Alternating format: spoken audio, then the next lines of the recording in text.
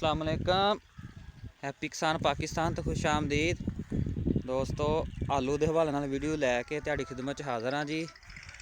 लो जी दोस्तों, सैंटे की फसल लगी हुई सी जी। 1 नवंबर नूं इहदी काश्त हुई सी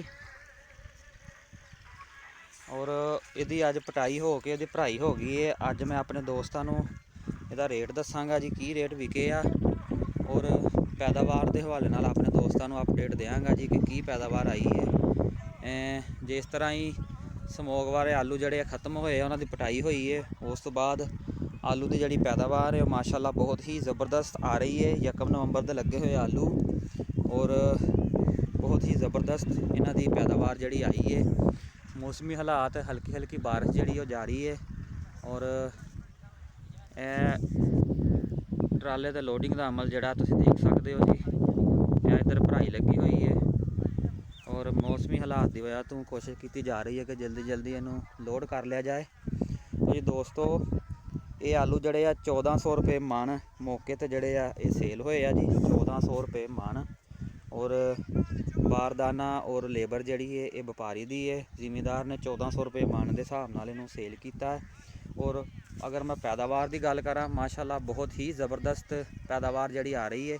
130 बोरी की पैदावार जी है इस खत्ते की आई है जी।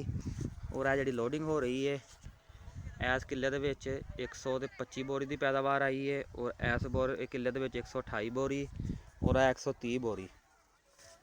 इधर पटाई भी तुम देख सकते हो जी, लगी हुई है माशाल्लाह। अगे भी मैं अपडेट दी सी अपने दोस्तों को कि जिस तरह ही समोग वाले आलू जोड़े खत्म होने हैं माशाल्लाह पैदावार जी बहुत ही ज़बरदस्त आनी है।